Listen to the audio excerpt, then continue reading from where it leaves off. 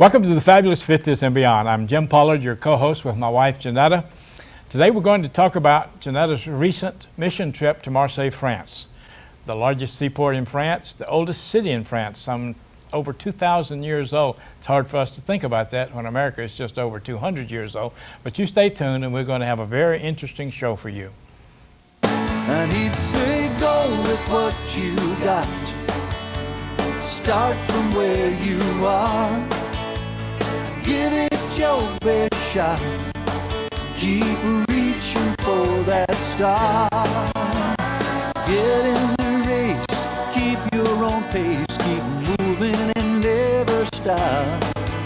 Just go. Go with what you got. Welcome back. I'm Jim Pollard, your co-host with my wife, Jeanette. And today our show is entirely going to be dedicated to her recent mission trip to Marseille, France. And this is a large port city in France, the largest, and it's an interesting city. She had an interesting trip, and we want you to listen as she shares with us all that went on there. Jeanette, tell us about the trip. Okay, it would take a long time to tell all. But it is on the Mediterranean Sea, and the Mediterranean Sea, and if you haven't been there, it's beautiful. It has beautiful blue waters, and so we had a great place to work. Our ministry there was ministering to North Africans, mostly Muslims. These people come from North Africa to the European countries to shop. They come to visit, as you will see by their cars. When you see all the cars that go back are really piled up with goods on top of it. Some of them are just tied on top and the cars are full. But they come on vacation, they come to visit family, and then they go back by ferry boat, either by car or you can walk up also. And this is when we would meet them and we would offer them packets that had the gospel in it. And our next picture should be, again, of the port.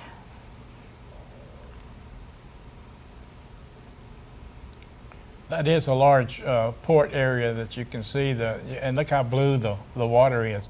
Now, are those all docks around the port? Is that what they are? Yes, they have a place for individual, like sailboats and things like this, but they also have places for all of the ferry boats, which they are huge. We'll see that in a few minutes. Now, the next picture is a closer picture of the port entrance, isn't it?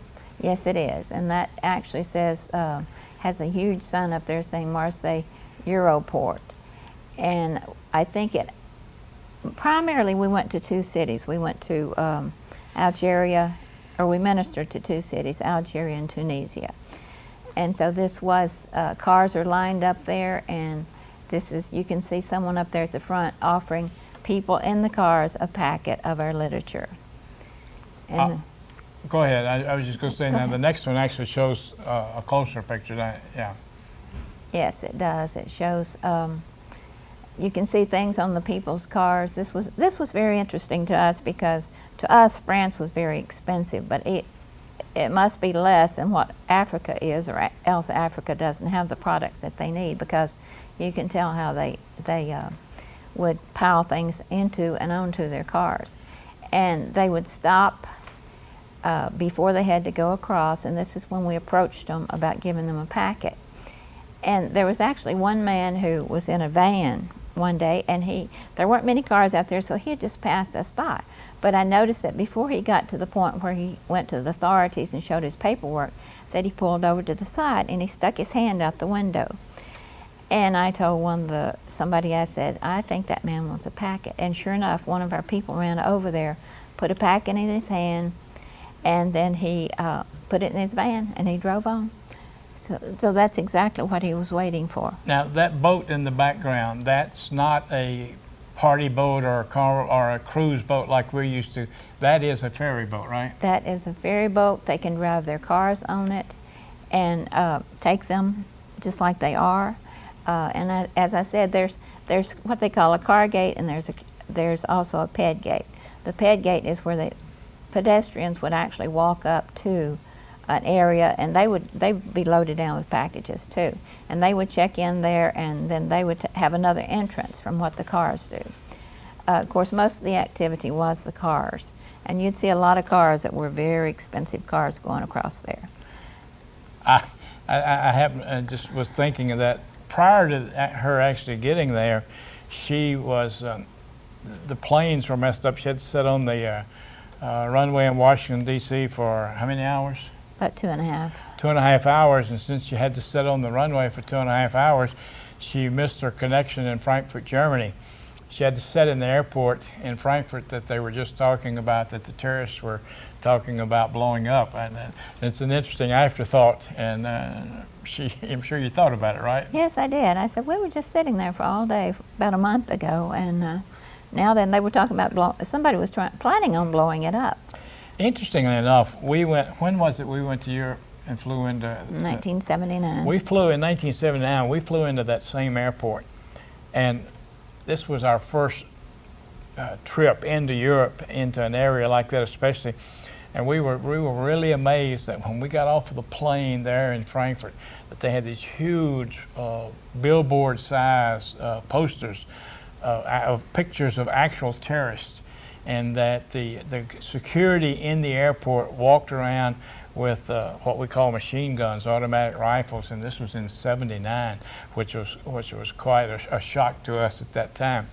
But back to France. After she got there, then, and we'll see in this next picture here how they actually approached the cars, and look how they loaded down with the bicycles and everything. But this is actually the largest distribution of God's Word to people in North Africa and the Middle East than any other ministry has. And yes, we did approach the cars, and sometimes they were receptive, and sometimes they'd take their finger and they'd say, no, no, no. And some people wouldn't even put their car windows down, but a lot of them did, and a lot of them knew what we were doing out there because they had seen it before. And but a lot of them took them. And so that was what was exciting, is the ones who would take them. The actual picture, next picture, shows the map of the area and where the boats went to and came from. But y'all kind of worked on the two long ones, didn't you? To Algeria and what was the other country? Tunisia. Tunisia. Yeah, those were the two primary places that the boats that came through our port went to. And we got so many different reactions to people wanting the packets. Some of them would want them, and their families wouldn't let them have them. Like, I know that there were at least two different sons that their father wanted the packets, and the son stopped him from getting them. And then there was a lady who was fixing to take a packet, and her daughter saw her, and she started yelling, "Don't take it, Mama, don't take it. That's the infidels. Don't take it, it's Christian." But the lady went ahead and took it. But now a lot of times they will be scared off. And and actually one time, the man had said no, no, and his wife reached over and slapped him, and she took the package. But we would also have instances where the women would actually, if their husband, sometimes they would park their car there because they had a long wait. And they would get out and they would go visit, maybe they had other friends there, they would go visit them, or they'd go to the bathroom or something. And sometimes if the women had a chance, they would get the packet themselves and they would hide it in the car while he was gone. So people cannot imagine what it's like, you know, especially having to be a Muslim woman, because they are totally under their husband's thumb, and they are not, some of them are not even, they told us some of them are not even allowed to go out shopping. The husband does all the shopping, so the only contact that the Muslim woman has is with her own family. And this would be, U.S. women, I don't think we would make it over there. They wouldn't know how to live that way. And actually, what is it 95% of the Algerian population is Muslim? Yes, they are. And now there were two tribes, well, two people groups. Now a people group is a people who speak the same language and they have the same culture. And there was the Kabyles and there was the Chawis. They were both in Algeria. Now they were like the American Indians. They were the first ones in Algeria. Then the Arabs came and then they outnumbered them. But the Kabyle people and the Chowis, we have a package for them in their own language. Now this thrills them, because being a small people group, you do not get many books or anything printed in your language. And they told of a young boy they were about to give him a package of this, and he was just dancing and just having a fit. He was so excited because he was going to get something in his own language. So even if it is the gospel, which they'll listen to it. And they actually say that there's a revival going on among the Kabyle people. What's the story about the libraries? Okay, in the libraries in Algeria, they put Bibles in them. And they said that the Bibles would disappear because people would steal them. A lot of the people do want the Word of God, and they're just, as I said, they're so excited to get it. But some of them, all of them, some of them would just say, no, and just drive on by us. And some of them would say, no mercy, which means no thank you. And they put their hand over their heart. Well, that means sincerely, that they sincerely do not want it. Some of them were very nice, most of them were nice, and regardless of how that they reacted to us, we always told them, we'd say bon voyage and smile at them and tell them to have a good trip. So we always wanted to leave a good taste in their mouths of who we were, regardless of how they were treated. And some of them I know did, curse us out, but I didn't know what they were saying, so it didn't make any difference to me. But I'm sorry for them that that's the way they feel about it, but that's the way some of them are. Well, it wasn't all giving out literature, was it? I think the next slide will show us that it was more than that, about the making of the packets and putting them together. Y'all had to do that too, right? Yes, we did. We actually had like 3 different groups, and we worked 3 different shifts. There was a 4 a.m. shift, there was a 6 a.m. shift, and an 8 a.m. shift. And we swapped up, so each of us got to work on the different shifts. And we would first of all go to the port and distribute, and then we would go to the center, or what we would call the office, and we would actually make up the packets that we were going to be giving out.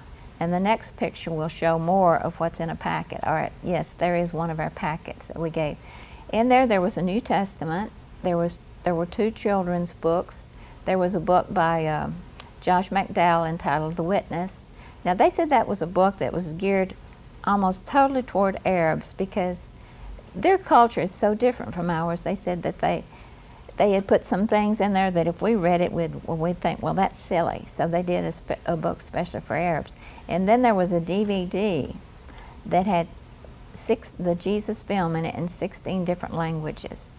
And this was very exciting for the people. And we had 4 phrases that we usually used with them. We would say, Salim Alaikum, which means have a blessed day. And then we would say l'Evangile. I had a hard time saying it over there too. So, and that meant that was the Bible, and we actually showed them. The Bible was the first thing in the packet, and we showed them that because we wanted them to know what they were getting. And then there were 2 children's books. There was Josh McDowell book and the DVD. And I think our time is about up For this first part, and we will actually go break now and let you and Pam talk to us about nutrition, and then we'll be back and we'll talk more about the trip. You stay tuned and we'll be right back.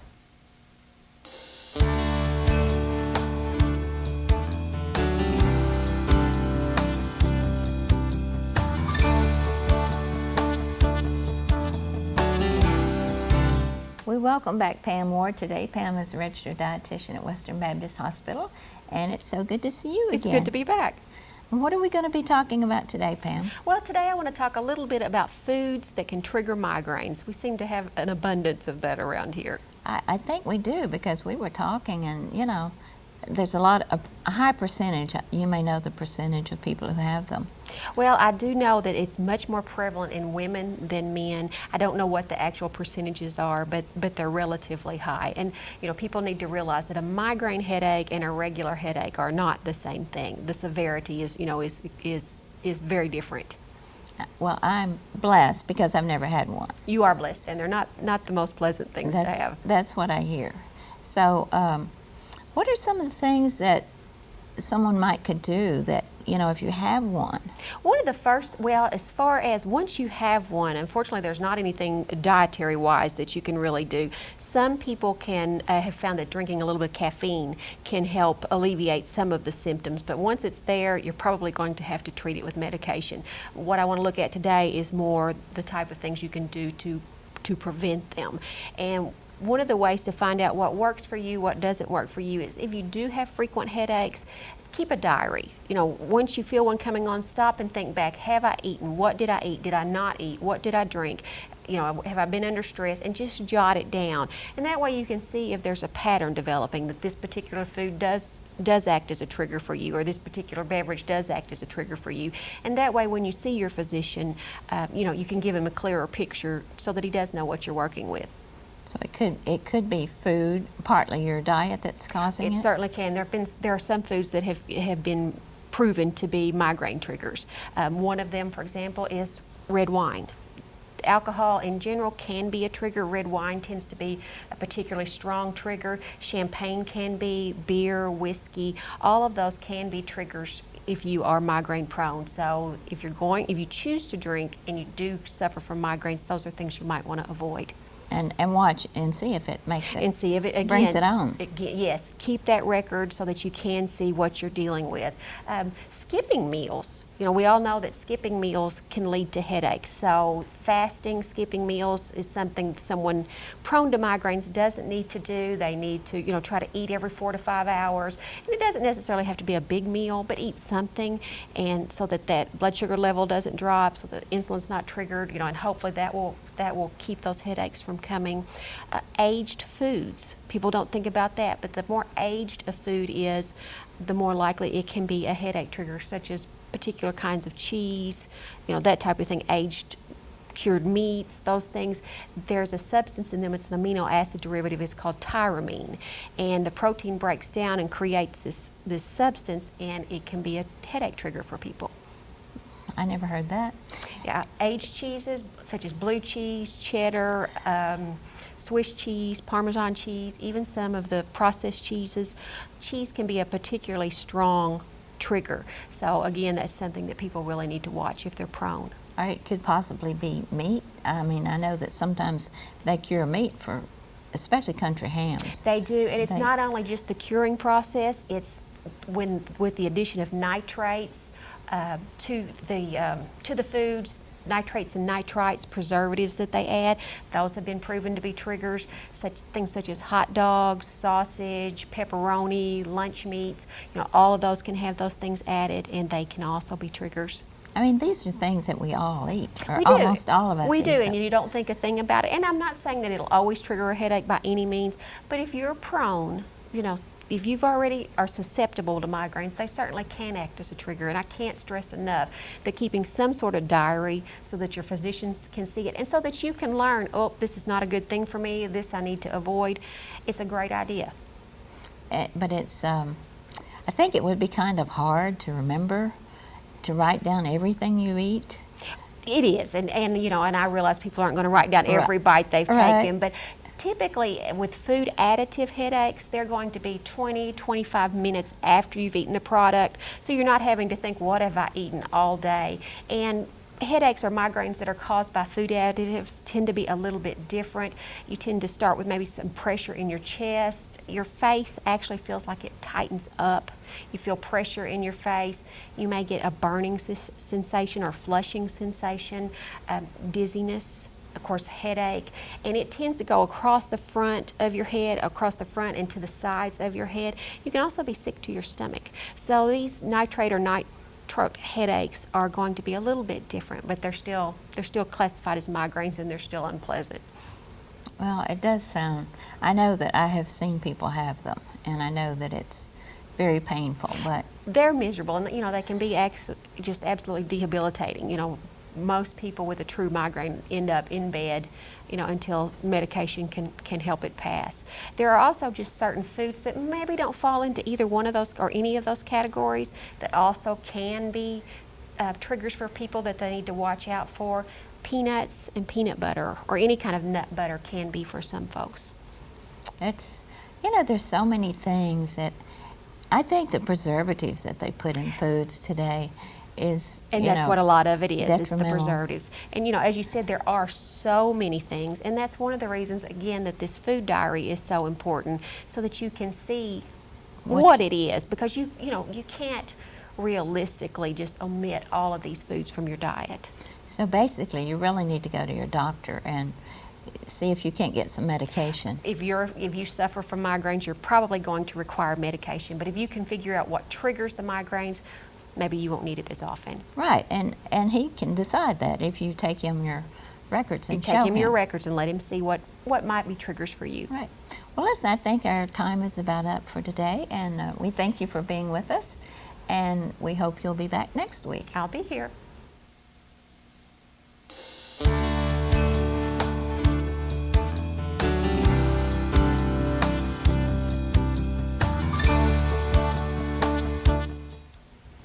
Now that we've talked about migraine headaches, let's go back to France, where we shouldn't have a headache there, right? Oh, right. No problems. No problems. Huh?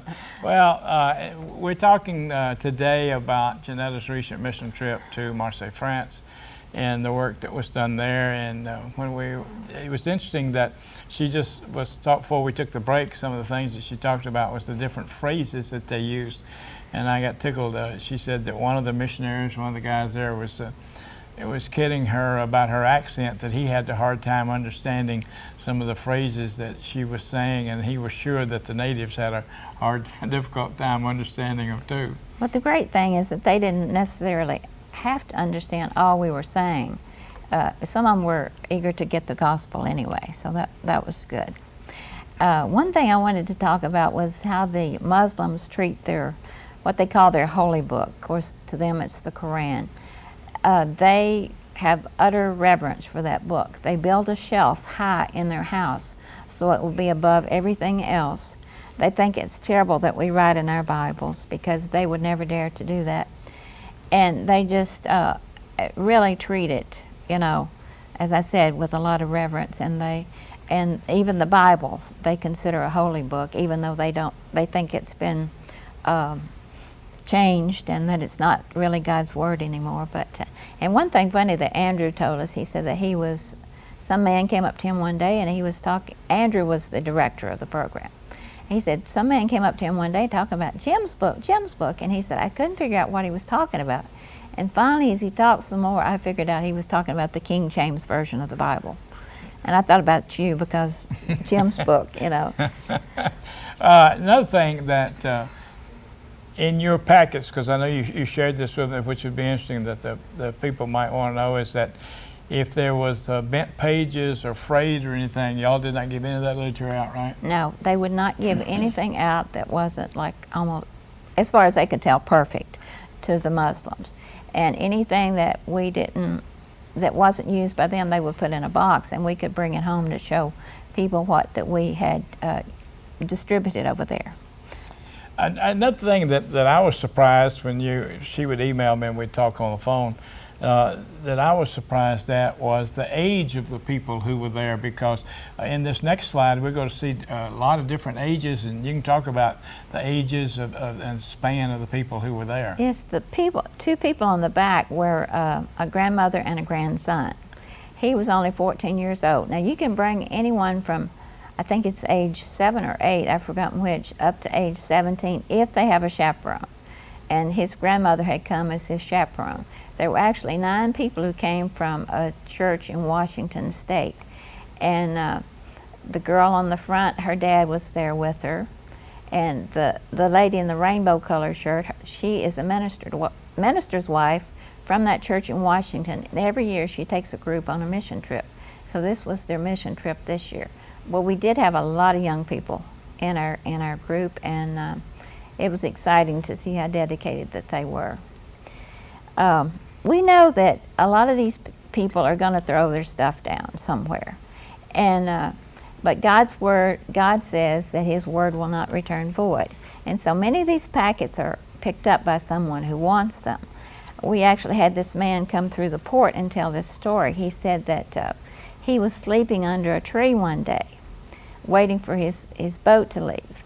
And something fell out of the tree and hit him on the head and woke him up. He was very angry that he had been hit on the head, and he got woken up too.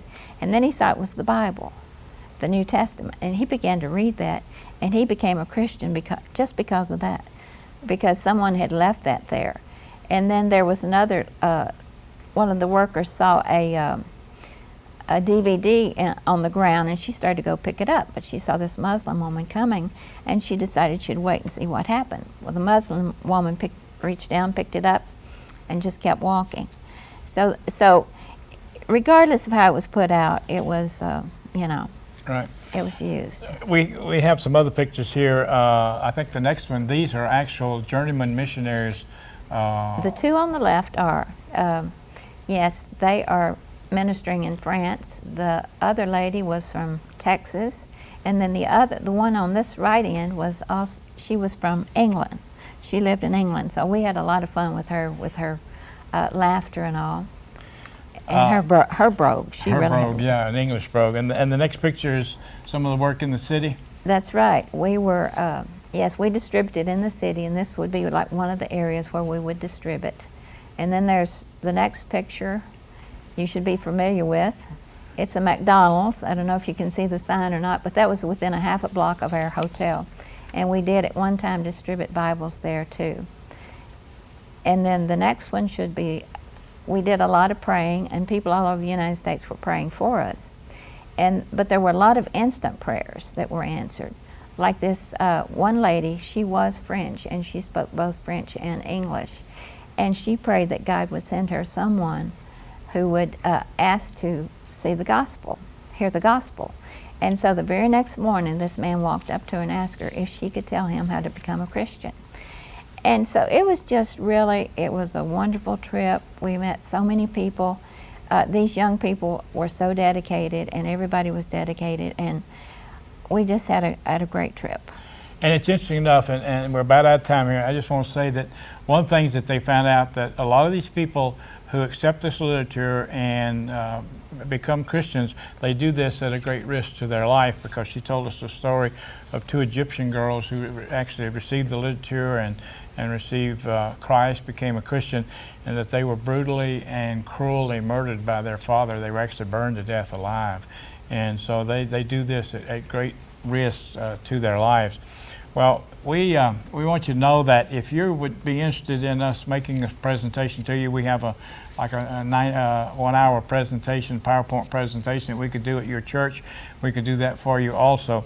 But we hope that you've enjoyed our show today, and we want to remind you that you can reach us at the address there, and if there's anything that we can do for you, be sure. Now remember, use it or lose it.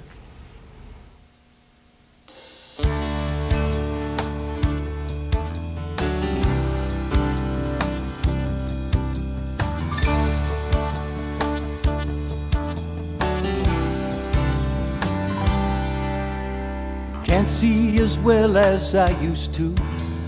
Can't run as far or as fast. Sometimes I